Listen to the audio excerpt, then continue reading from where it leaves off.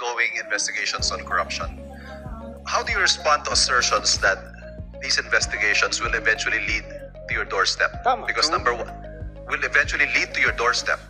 Because number one, you signed the budget, you have direct supervision over those you appointed who may be involved, and of course you hold sway over your political allies in both houses of Congress whose names are now being floated, led of course by the former speaker and your cousin Martin Romualdez. Well, I'm confident because I know what we did or did not do. But if we investigate everybody, we follow the evidence, and wherever that leads is not something that we try to direct or influence.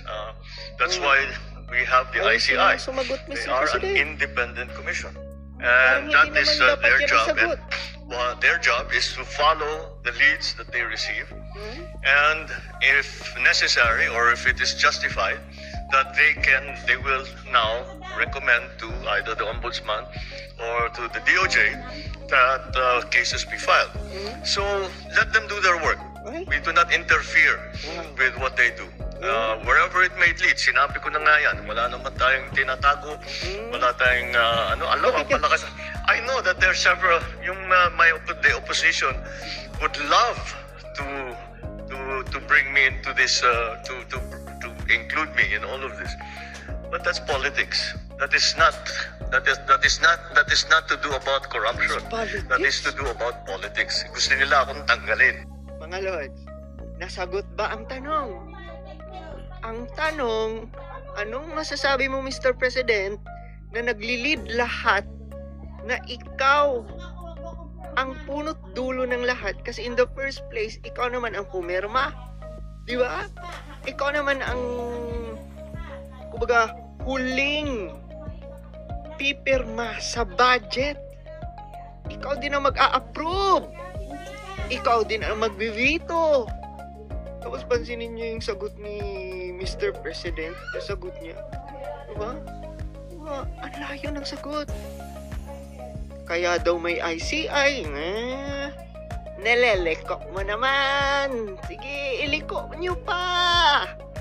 Kung napapansin nyo, kapag medyo tatamaan na o merong tatamaan o tatamaan na talaga ang Office of the President, ang administrasyon sa investigasyon, ay biglang namamatay yung investigasyon. Kung nawawala, kung nalilibing, kung nalulubog yung investigasyon. So, ibig sabihin, meron talagang pag-control sa kwento.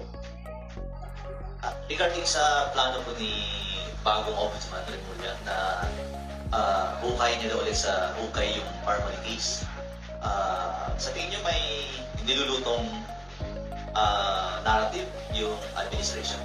Oh yes, oo. Matagal naman na ako nagsasabi, di ba, na wala namang ginagawa itong gobyerno na ito. Kundi, number one, mamulitika, at number two, ubusin ang budget ng Pilipinas sa korupsyon. So yan lang yun. Ang ginagawa nila, sir, sa totoo lang. Meron ba kayong nakikitang project? Wala, di ba?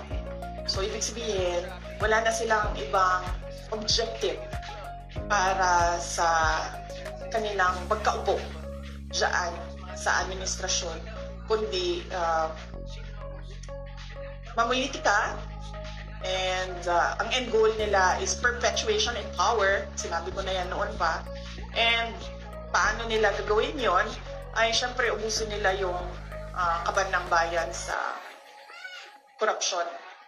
Kasi kung talagang seryoso ang ombudsman sa pag-iimbestiga, imbestigahan din nila yung laptop corruption scandal ng Department of Education. Nandoon si Zaldico.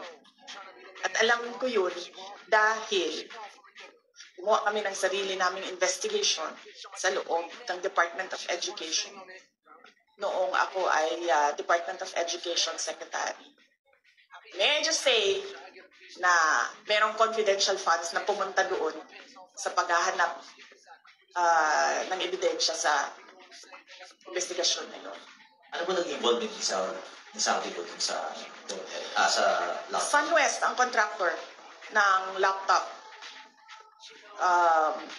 doon sa DepEd. Bakit specific yung pag-iimbestiga? Bakit hindi iniimbestigahan lahat ng corruption scandal? Bakit kinokontrol yung kwento sa korupsyon?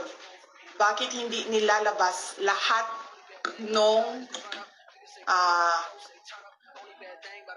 mga insidente o mga gawain o mga iskandalo sa korupsyon? Bakit pinipili? Kaya natin nasasabi lahat na merong controlling the narrative ay dahil pinipili nila kung ano yung gusto nila imbestigahan. At kung napapansin nyo, kapag medyo tatamaan na o merong tatamaan o tatamaan na talaga ang Office of the President, ang administrasyon sa investigasyon, ay biglang namamatay yung investigasyon. O nawawala, o nalilibing, o nalulubog yung investigasyon.